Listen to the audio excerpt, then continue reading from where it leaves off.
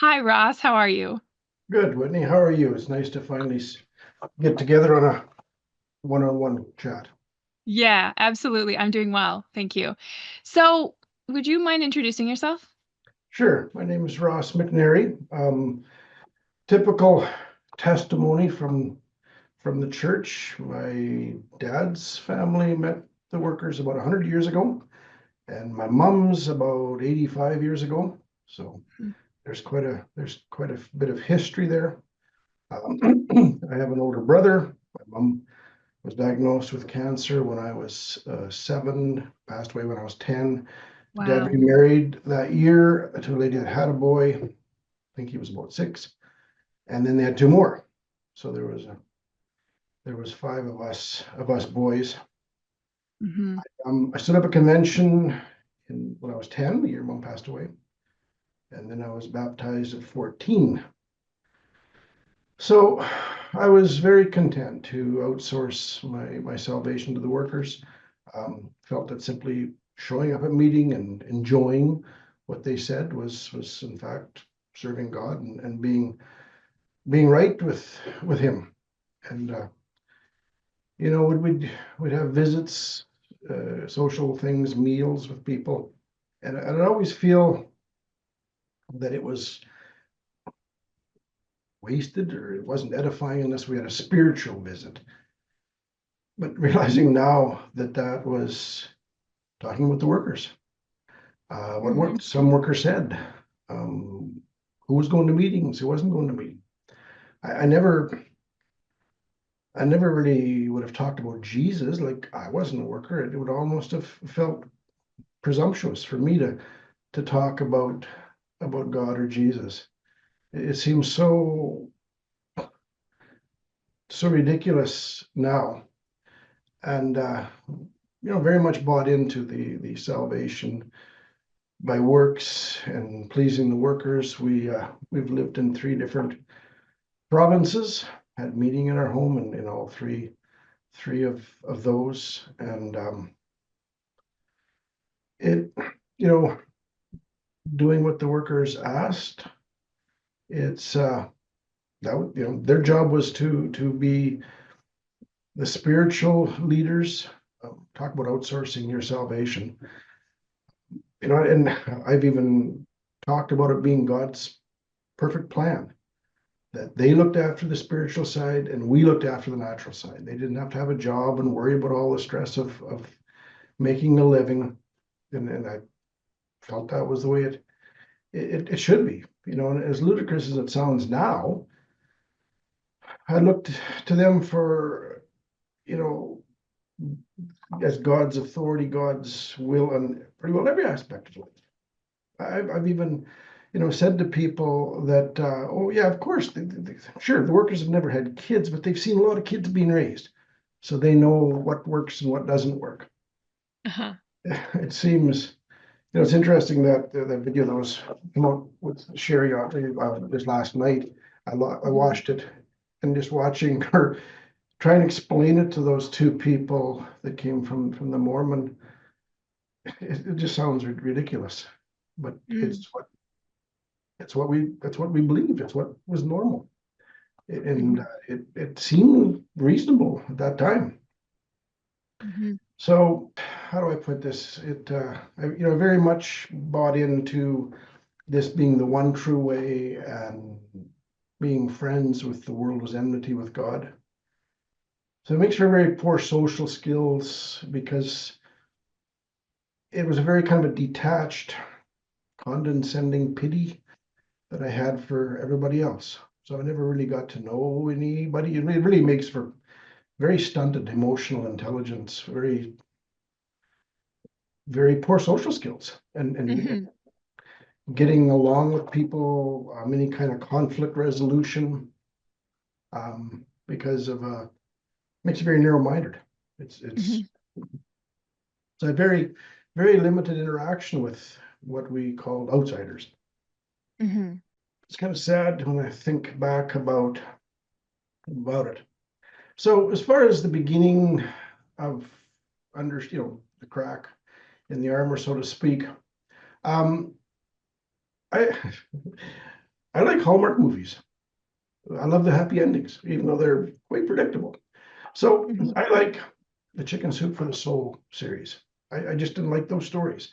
And there's so many of them that talk about divine intervention, where whether it's almost a car accident or even just very natural things. And the concept that, well, that's obviously the enemy pretending to be an angel of light. That didn't ring true because there's so many of them. They sounded so authentic. It just didn't make sense that that's what it was very hard for me to think that that was the devil pretending to do good in order to deceive people. It just didn't. There's just too many of them. So that Mhm. was one of the things. And then my wife is from Eastern Canada, and we lived there from 93 to 96. And as you know, in the East, the divorce and remarriage is not a deal breaker, where in the West, it is incredibly a deal breaker to the point they've tore apart families and tore apart lives. And so that was very hard for me to reconcile. Like how come all those workers and all those elders and all those friends in the East could be so wrong on something so vitally, fundamentally important, and God is not dealing with it. God isn't saying, "Hey, you guys got to, you're right on most things. You got to fix this one thing." So that took that really made it hard to think of this as the one true way. It's kind of comical in that video with Sherry where the guy said, "Well, is there two gods? One that is okay with it, one that isn't." So it's interesting that the person that Jesus picked to be the first one he revealed that I am the Messiah was a woman, was a Samaritan, and was one that had so many previous husbands. And he didn't even need to bring that up. He very pointedly pointed that out. So that's very interesting because he didn't even to mention that part of it at all. That wasn't necessarily part of the story, you'd say. So that was very. And then of course when the Dean Brewer letter broke, of course we were totally oblivious. We knew nothing about it, and our son who lives here sent a very terse message saying that when you're hosting the workers in your home, you let us know because our kids are never going to be in the home when they're there. I thought, well, that's strange. We had brother workers, and the older one, he really didn't have much interest in kids. Like he kind of put up with them. That's about it. So that seemed very strange. It was a couple of days before we heard about the letter and then realized what triggered that from them. And it's interesting because when that first came out, and then Mike Hassett sent that letter that I should have maybe went and found it and reviewed it, but it was something along the line of he just was praying that things would get back to normal, that this Mhm. would kind of. And I actually was kind of comforted by that letter, which is interesting because our overseer in Saskatchewan, there was nothing, just total crickets. So at least he was acknowledging it. Mhm. And then on Facebook, I seen a whole bunch of people that were rather upset at that letter, and it really was a very interesting, have to rethink everything and try and understand their point of view. And yeah, I thought for sure that even before we had any concept of the magnitude of the CSA, that everybody would be aghast at this, and this will get fixed, quickly. This is. I knew it wasn't new, but God has opened this up, and this will get fixed. Mhm. Here we are, almost 2 years later, Mhm. and once God reveals it, you can't unsee it. Once you see it, you can't you can't unsee it. And I do not want in any way to diminish the horror of CSA and SA because I don't believe I have ever had any experience with that. Maybe a bit of a side note there. With mom passing away, I believe I've gotten very good at blocking memories. I have very few memories of my childhood. Mhm. I talk to people and they can remember things like, wow, I don't remember. So I do believe I've blocked a lot of stuff more than most people, but it's basically I think because of that. I don't think I've ever been really abused or bullied that much, or to the point, I don't remember if I did. I don't know, that's not worded very well. But I don't want to diminish from that, but that I started to realize that that is as horrible and as horrific as that is, it's not the root of the problem. It something that flourished because of a deeper issue, and basically, the two issues, the one, the doctrine of exclusivity, and secondarily the fear-based salvation by works doctrine. Mhm.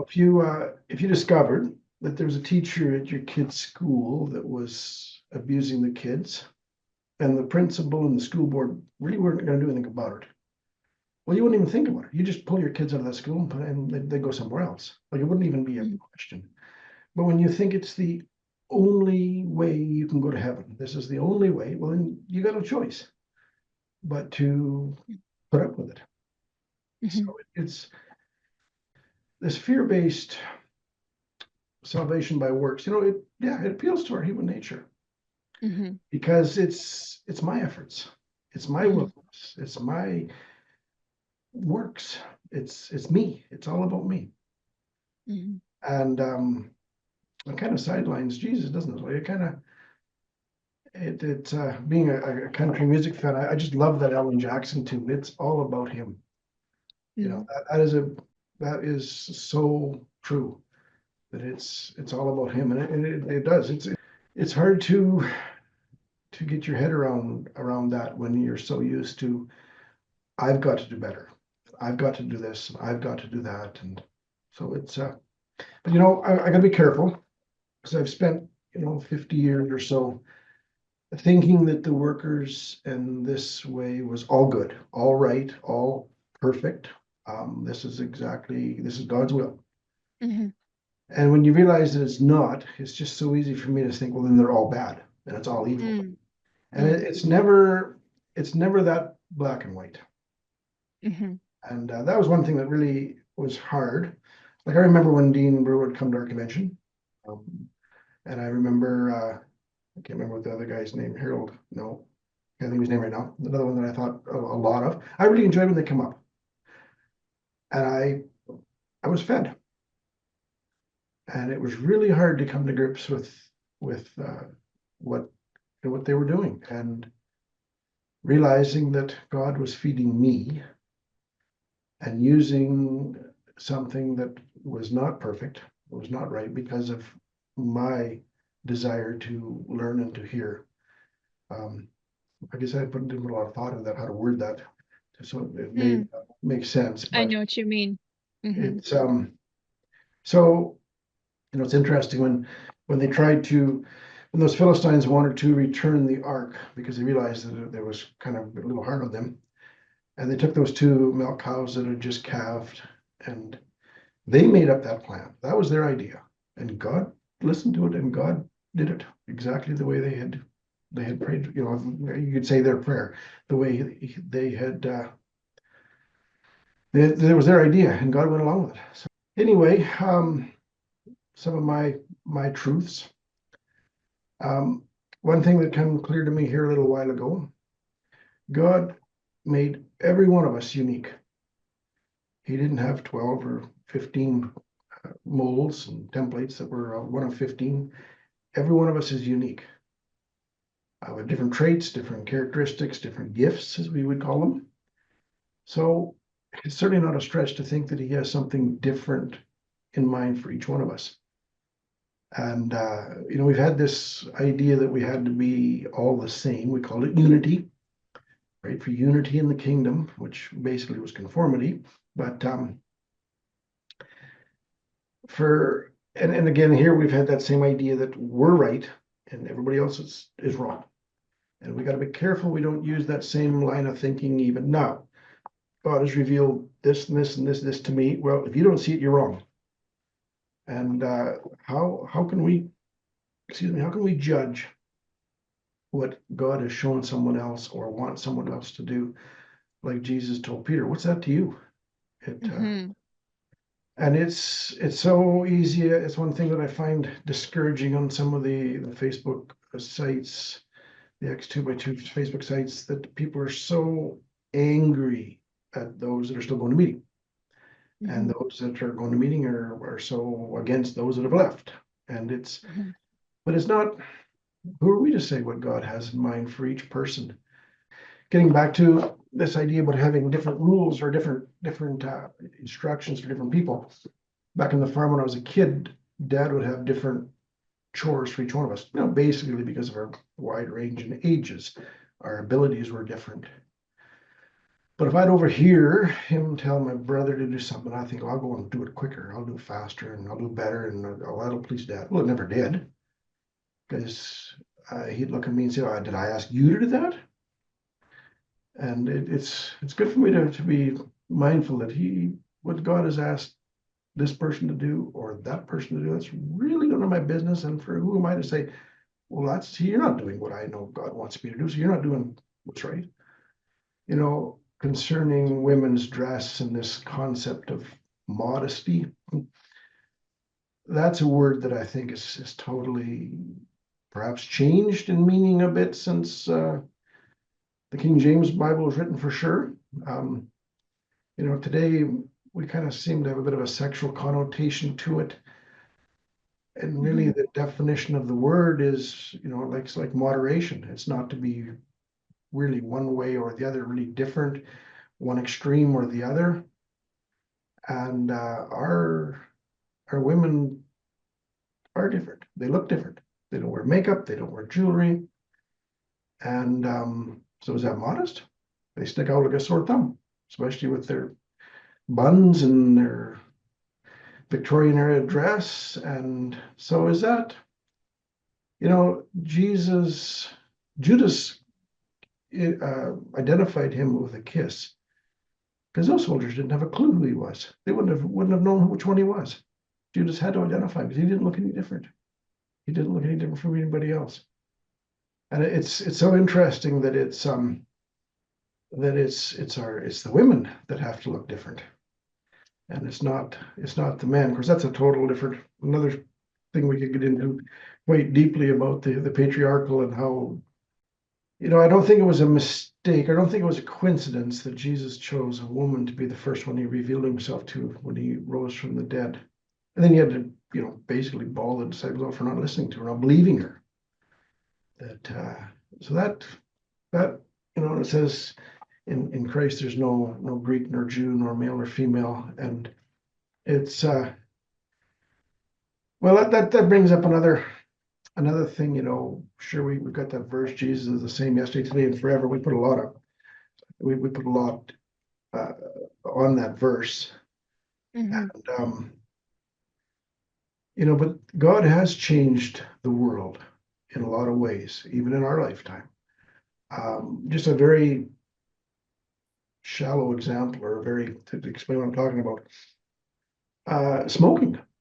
I remember when you could buy cigarettes in a vending machine anywhere. And we kind of laugh at those ads from the 40s and the 50s. Doctors prefer Camels because it helps them relax. And look how the general population, or the cultural change in that. Mhm. Drinking and driving. I'm not going to say it was encouraged or allowed, or people were happy about it, but it was something that you just kind of expected, and you kind of wink, wink, nudge, nudge. Let's overlook it. Well, now there's no tolerance for that. And CSA is another thing. Not that it was ever encouraged or approved, but the covering up of it was. That was expected. 100 years ago, that was the norm. And God has changed the world. We that is no tolerance for that now. And the workers never caught up. They're so insulated and so isolated with the way they live. They have no concept of real life. And God has made changes, and they're not catching up because of the isolation of the way they don't understand, don't realize it. This church needs a PR department to kind of help with with with the optics of some of the choices they're making. And something we've often heard about someone that of course that's part of the propaganda when someone leaves the work. Does God change his mind? Oh, yesterday, today, and forever. But God took the children of Israel down into Egypt, but then he took them out. And he told Abraham to sacrifice his son. And then he told him to not do that. So does God change his mind? He's got a plan that we really can't understand. And for us to think we know God, we know what God thinks, we know what God wants. That has got so many people into trouble for so many years. Part of why we're in this, was the church is in the mess that it is. And Hmm. I had a bit of a dissertation with our local worker here a year and a half ago. And I said to him, I'm really glad that this church was started in the late 1800s. I'm glad it wasn't started in the 1700s, or I'd be wearing knee breeches and a powdered wig to meet you. He didn't think it was funny at all. He didn't like it. And that verse, Matthew 5:16, has been really really real to me. But letting your light shine before men, so they see your good works and glorify God. And man, one of the news articles, I think it was maybe the BBC one, that called it an underground church. I was a bit taken back at that thought, but couldn't be more accurate. That's exactly, calling it an underground. Yeah, the secrecy and the as a kid growing up and hearing about Billy Graham and how wrong all that was, it was quite a common thought. And now on my Instagram reels, I'm getting little clips of Billy Graham, which is kind of interesting. And I haven't listened to too many of them because they're usually quite short, but nothing really wrong with what he's saying. And he shared the news, the good news about Jesus, to a lot of people. Different way to look at things. It's so can this be changed? No, I don't think. Once you get an understanding of the how long it's been going on, basically from the beginning of this church, um, if you take away the exclusivity, what have you got? There's nothing left, Mm-mm. because the theological understanding and knowledge is so shallow. You take away the exclusivity and actually do let the light shine and do allow people to actually hear the message that they're preaching. There's so many holes in it that, yeah, there's nothing there. That is the Mhm. shtick, and that's really all we've got to make it work. And I realize that God's timing is not our timing. When he told Eli to rein in his sons, because they were doing basically the same thing, they raped the women that were coming to the altar, and Eli didn't. Well, it was years before God dealt with it and raised up Samuel. And yeah, for sure, it's his timing is not our timing. But I don't think he's got any more interest in this church than he does any other church. And he is bringing it to light in all these organizations, the Catholics, the Boy Scouts, the he's heard the prayers, and he's doing something about it. And it's just his timing is not our timing. And but as far as this church, no, it's we've just had a recent change here. The workers went around to the elders in this area, and basically people that have allegations are allowed back in meeting. And they didn't do it to all the elders in one meeting. No, they went to each one individually. And so it's just life as it was. And so can we fix? No, we're going backwards. Absolutely no care for the mental health of the victims, and certainly no care for any potential new victims. So it's and that's not just in our area. It was in the Mhm. east as well, and it's in the west as well. We have family members all over in different parts of the country, and that's what's they do seem to be fairly synchronized and fairly together on that. There's a bit of unity there.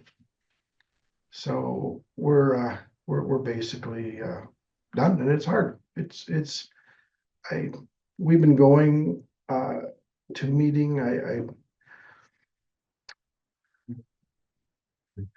kind of thought that I was helping, as you'd say, quote unquote, help put on the life jackets. And then I'd say, okay, this, I can't do this anymore. Let's go one more time and see what it feels like. And then be kind of what I would think would be fairly open with my statements. Of course, like everything else, you can take it one of two ways. And someone say, "Oh, I enjoyed what you said, and that was encouraging." I go, "Well, maybe." My wife says, "No, no, that's just your pride saying that." Mm. But I don't see how we can even give a hint of support by going. Any sort of pretense or even a hint of condoning this. I don't see how we can continue doing this because it's not. It is so wrong. It's kind of comical the progression of this is the one true way, and to well maybe there's other right ways, and then this is a right way to realizing this isn't even a right way. It's not. I do believe that Jesus came to put an end to religion, and boy, man, put it back in there as fast as he could. Mhm. It's amazing to read what they were doing in the first and second century and what they thought was the way to. It's interesting that God has allowed man to muddle through, um, learning how learning how to worship Him. It's as Mhm. Marty Solomon likes to say, he wants us to wrestle with it. That's a term Mm. he likes to use, but it's very interesting. So yeah, that's where we're at. That's don't have any children at home anymore. We've got 6 granddaughters that I'm glad aren't. They're safe. They don't go. Mhm. Um, I don't think we're gonna join another church per se. There's so much learning to do. I hardly get enough time. Yeah, there's some of those teachers that we have access to online. Marty Solomon, Tim Mackey. There's a bunch of them that Mhm. and it was so not to say irritating, frustrating, but I'll think of something and just be totally wow. That you look down 7 years ago, like oh, dang, Yeah. like how in the world could I have lived in this bubble so long and be so shallow and so spiritually immature. It's really, I'm so thankful that God has revealed this side of the grave. The analogy that comes to mind, we were all in. We were doing everything we could do to please the workers. Mhm. We had one year we had a worker that believed that he had a couple of different sermons and faith comes from hearing. He'd have 4, 5, 6 gospel meetings a week. Wow. And and we were expected to take the speaker system and set it up. And sometimes I've gone to the gospel meetings and the speaker system up and then went back to work because I was still working. Wow. And time to do groceries or laundry or because you go to gospel meeting every Yeah. night. So we bought all in. And the analogy that comes to mind, you spend all your life climbing a ladder to realize it's propped against the wrong wall. And I'm so thankful that this has come this side of the grave. Mhm. Uh, I'm glad my mom and dad are both gone. I'm glad they didn't have to see this because they were. I honestly don't know. They were pretty strong in the work of worship. So it's hard to. In fact, it was 2 sister workers that my mom spoke to last, just a few hours before she passed away, and I've taken great comfort in that all these years. That meant something. That was very. That was well. It was what we worshipped. It's where it was the idol that we hung all the righteousness on. Mhm. So I keep telling myself when I'm trying to talk to family and friends that I was there. Don't judge them because you were there. You know exactly what it was like. Yep. It's amazing the change in 2 years. Mhm. That's kind of it in a nutshell. I Yeah. That's amazing. I appreciate it, Ross. I appreciate sharing your thoughts with me and also parts of your story. It's so amazing listening to so many people's stories and seeing, like you talk about the progression. It's amazing to hear it in your story as well. Yeah, it's interesting. Actually, I won't mention this. I hope he doesn't mind. I won't mention any names, but one of the friends here made the comment that with a bunch of chickens, and I should have maybe refreshed my head on this, but basically when they turn the lights on in a big chicken barn all at once, and they all wake up all at once, it's too much. They all trying to get up and go eat, and it's a stampede, and so they turn the lights on gradually. So these will wake up over here, and those will wake up over there, and they go eat, and then by the time they're done, someone else wakes up, and so you kind of like, so a bunch of chickens. Maybe that's what God has in mind, where it's a slow progression. Because if everybody woke up all at once, it would have been a mad stampede for the door. It might have been a lot of destruction. Yeah, I don't It's know. it's I don't. interesting. Yeah, the communication we have with CCF and the understanding that you're not alone, and Hmm. the Alberta excommunication in the late '90s. I've met some of those people, and I can't believe how brutal that would have been when you actually did still believe in exclusivity, Hmm. and you really kind of felt you were doing the right thing and had the rug pulled out from underneath you. And yeah, it's just they didn't Hmm. have the communication. They didn't. Same thing with COVID and trying to compare it with the 1918 flu, and like that would kill people fairly quickly. But they were alone. They had no idea what their families were, they had no communication. They had no idea what was happening to the other people. It was pretty lonely. Hmm. Uh, but yeah, COVID kind of softened us up for this, took away the meetings, made us realize just how having a relationship with him, how that worked, because we didn't have it, we didn't have it before. And it's really interesting too. This is a very exciting time to be alive. We're right front row seats of seeing some major changes that God working in the world, and it's who knows what the next couple of years will bring, and then even for us personally, this next little bit, it's going to be it was different. After Hmm. COVID, one thing that I really missed about the conventions and that was the silence before the meeting. I really Hmm. took a lot of comfort in that. It was familiar. I enjoyed that. And the first time we went back Hmm. to convention after COVID, sitting there before me, I just loved that Hmm. quietness before a meeting. And so like I say, Hmm. it was not bad. It's not all bad, not all evil. It's quite a it's quite a journey. It is. Yeah. Yeah, I love it. And I'm so glad to share part of our journey with you and like others like you talk about the communication and the support. I too am so Yeah. thankful for that because it really does make a lot of difference Yeah. in No, in our experience. it would be very, very lonely. Hmm. Yeah. For sure. Well, Ross, I thank you. It was Thank you. great talking to you today. All right. Yeah, thank you so much. Have a great day. I will try. All Same to you. right, bye.